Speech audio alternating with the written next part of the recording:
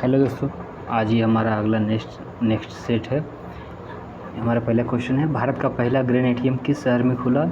तो ये बहुत पुराना क्वेश्चन है, करंट अफेयर्स का क्वेश्चन था कि भारत का पहला ग्रेन एटीएम किस शहर में खुला था। तो कहाँ खुला था? गुरुग्राम में। कहाँ?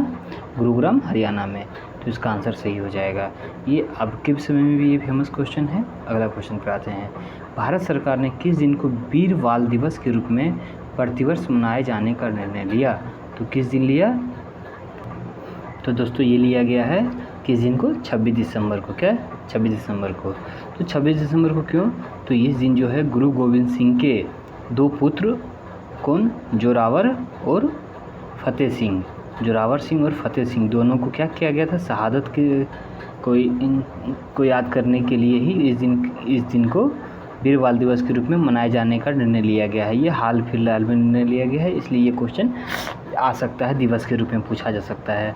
अगला क्वेश्चन है दोस्तों, भारत के किस राज्य में स्थित रामाप्पा मंदिर को यूनेस्को ने विश्व धरोहर में शामिल किया गया है। तो ये क्वेश्चन दोस्तों हम लोग बहुत अच्छी तरीके से जानते हैं। ये कहाँ है?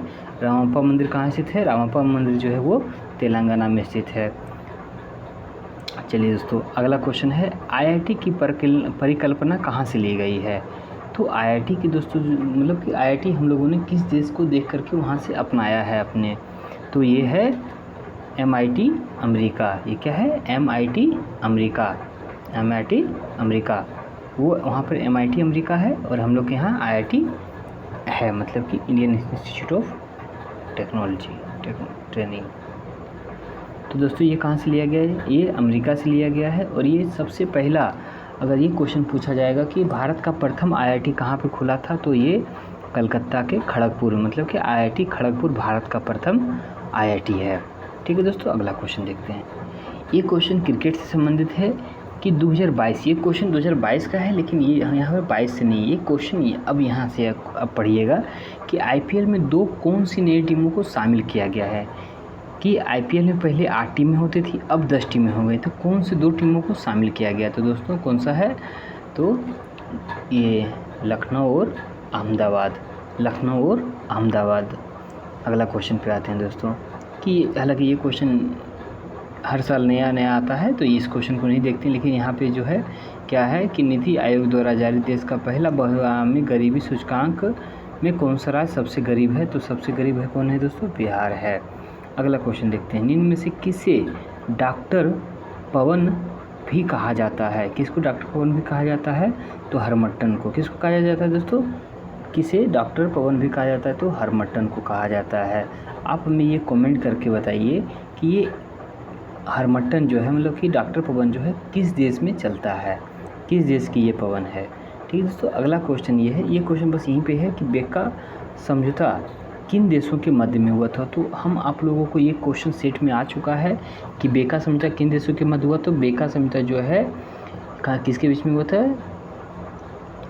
था? भारत और अमेरिका के बीच में। किसके बीच में? भारत और अमेरिका के बीच में हुआ था।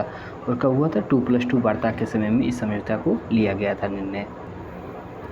दोस्तों अगला क्वेश्चन हमारा, प्रतिवर्ष अंतर्राष्ट्रीय योग दिवस कब मनाया जाता है। तो हम सभी जानते हैं कि कब मनाया जाता है। तो ये अंतर्राष्ट्रीय योग दिवस मनाया जाता है दोस्तों 21 जून को। और ये विश्व को, जो पूरे विश्व में अंतर्राष्ट्रीय का मतलब पूरे, मतलब भारत से बाहर भी। तो ये जो अंतर्राष्ट्रीय योग दिवस है, इसको प्रचलित किया है भारत ने। और ये कब? 21 जून को। इस सर्वप्रथम 2014 को मनाया गया था, लेकिन उसके बाद इसे 2015 से क्या किया गया? पूरी दुनिया ने इसे मनाना शुरू किया गया। तो हमें कभी ये भी प्रश्न पूछा जा सकता है कि ये बताइए कि अंतर्राष्ट्रीय योग दिवस को, मतलब कि योग दिवस को सबसे पूरी दुनिया ने कब पहली बार मनाया था। तो आपको बताना पड़ेगा 21 जून 2015। चलिए दोस्तों, अगला क्वेश्चन हम लोग देखते हैं, CAPFS का फुल फॉर्म क्या होता है। CAPFS का फुल फॉर्म होता है सेंट्रल आर्म्ड पुलिस फोर्स। क्या होता है दोस्तों? सेंट्रल आर्म्ड पुलिस फोर्स होता है। देखते हैं अगला क्वेश्चन। अगला क्वेश्चन हमारा ये है कि लोक नृत्य और राज्यों के युग्मों में कौन सा एक सुमेलित नहीं है, मतलब इसमें से एक गलत है। तो कौन सा? हम लोग देखते हैं सबसे पहले झूमर।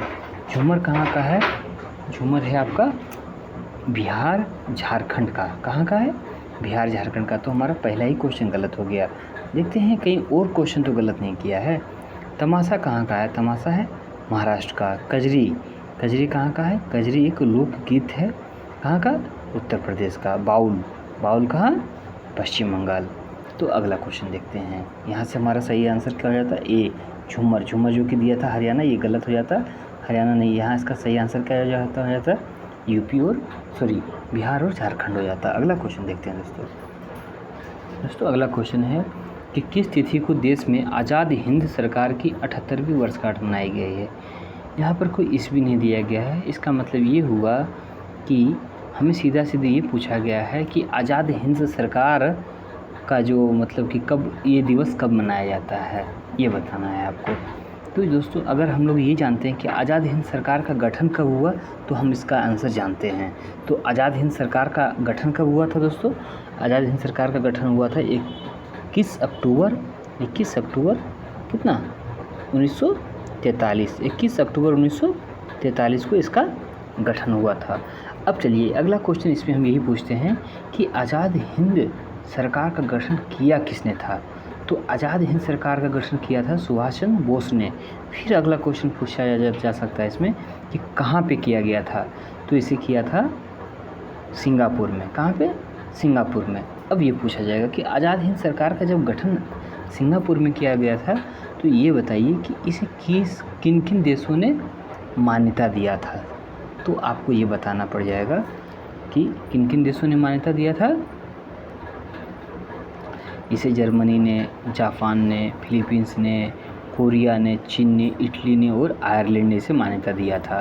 तो इसको दोस्तों हमें याद रखना है, किसने मान्यता दिया था?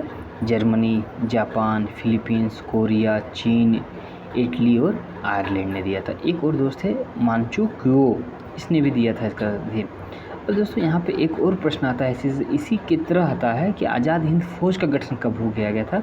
तो आज़ाद हिंद फौज का गठन किया गया था 1943 ईस्वी में ही किया गया था आज़ाद हिंद फौज का गठन। और उसे किसने किया था? तो आज़ाद हिंद फौज का गठन किया गया था कैप्टन मोहन सिंह के द्वारा और रास बिहारी बोस के द्वारा किया गया था। दोस्तों अगला क्वेश्चन हम पूछते हैं कि ये है कि हमारा ये अगला क्वेश्चन ये है, ये क्वेश्चन है कि राष्ट्रीय एकल खिड़की प्रणाली का संबंध किससे है? तो इसे एक ही शब्द में याद रख लेना है, राष्ट्रीय एकल खिड़की प्रणाली का संबंध किससे है? निवेशक और व्यवसाय से है, निवेशक और व्यवसाय से है। अगला क्वेश्चन हम लोग देखते हैं दोस्तों कि राष्ट्रीय जैविक खेती केंद्र NCOF कहाँ स्थित है? राष्ट्रीय जैविक खेती केंद्र NCOF कहाँ स्थित है? तो कहाँ पर है? गाज़ियाबाद, उत्तर प्रदेश में। कहाँ पर है? गाज़ियाबाद में है राष्ट्रीय जैविक खेती के लिए। अगला क्वेश्चन है दोस्तों, ये बहुत इंपॉर्टेंट क्वेश्चन है कि निष्क्रिय विरोध के सिद्धांत का प्रतिपादन किसने किया था? तो इसी का प्रतिपादन किसने किया था? सही आंसर हमारा हो जाएगा ऑप्शन डी, अरविंद घोष ने। अब हम लोग सबसे पहले ये समझते हैं कि निष्क्रिय विरोध का मतलब ये होता है कि कुछ भी हो जाए हम लोगों को वही करना है जो हम लोग सोचेंगे, मतलब जो हम लोग को करना है कि उसी को करना है। तो यहाँ पर इसका सही आंसर हो जाएगा अरविंद घोष। इसे ही निष्क्रिय विरोध कहा जाता है। तो दोस्तों अगला क्वेश्चन जो है हमारा है वो नाभिकीय रिएक्टर से संबंधित है। इसमें बताना है कौन सा कथन असत्य कथन है। ठीक है, तो ये वाला क्वेश्चन जो आपको बताना है कि नाभिकीय रिएक्टर में ईंधन के रूप में किसका प्रयोग किया जाता है? तो यूरेनियम क्या सही है? तो ये बोलेगा हाँ सही है, तो यूरेनियम सही हो जाएगा। अगला क्वेश्चन है दोस्तों कि रिएक्टर में नियंत्रक के रूप में किस छड़ का किसे नियंत्रक के रूप में प्रयोग करते हैं? तो किसका प्रयोग करते हैं दोस्तों? कैडमियम के छड़ को नियंत्रक के रूप में प्रयोग करते हैं रिएक्टर में, न्यूक्लियर रिएक्टर में। अगला जो है वो है रिएक्टर में मंदक के रूप में भारी जल का प्रयोग करते हैं। तो जी, ग्रेफाइट और भारी जल का प्रयोग मंदक के रूप में किया जाता है। और अगला क्वेश्चन जो है मतलब अगला जो ऑप्शन है वो सूर्य में नाभिकीय विखंडन की प्रक्रिया होती है। तो ये गलत हो जाएगा। क्या हो जाएगा? सूर्य में नाभिकीय संलयन की प्रक्रिया होती है। क्या होती है? सूर्य में नाभिकीय संलयन की प्रक्रिया होती है ना। तो इसका आंसर ऑप्शन डी हो जाएगा। अगला क्वेश्चन देखते हैं दोस्तों। अगला क्वेश्चन हमारा है कि वन्य जीव संरक्षण अधिनियम कब आया? इसमें से सुमेलित करना है। यहाँ पर ऑप्शन में मतलब कोर्ट में दिया हुआ था उसको हम लोग केवल सही में मिला लेंगे। तो वन जीव संरक्षण अधिनियम कब आया था दोस्तों? वन जीव संरक्षण अधिनियम 1972 में ही आया था। ठीक है, अगला वन संरक्षण अधिनियम, वन जीव मतलब वन्य जंगल और जीव दोनों था, और ये तो 1972, केवल वन मतलब केवल जंगल की बात कर रहा था 1980, और अब जब पर्यावरण की बात की जाएगी 1986, और जैव विविधता की बात की जाएगी तो 2002। ये बहुत इम्पोर्टेंट है और इससे हमें याद रखना चाहिए।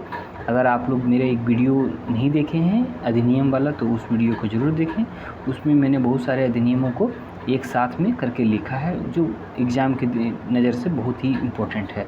चलिए दोस्तों, अगला क्वेश्चन हम लोग देखते हैं। अगला क्वेश्चन है कि राज्यसभा और लोकसभा टीवी के विलय के बाद अब इसका क्या नाम दिया गया है? तो राज्यसभा और लोकसभा के टीवी को विलय कर दिया गया है और उसका नाम दिया गया है संसद टीवी। क्या दिया गया? संसद टीवी दिया गया है। अगला क्वेश्चन है, ये उसी समय का बहुत इंपॉर्टेंट क्वेश्चन था कि दानिश सिद्दीकी का संबंध क्या थे, मतलब कि वो पेशे में से क्या थे? तो पेशे से एक पत्रकार थे, उनका निधन हो चुका है।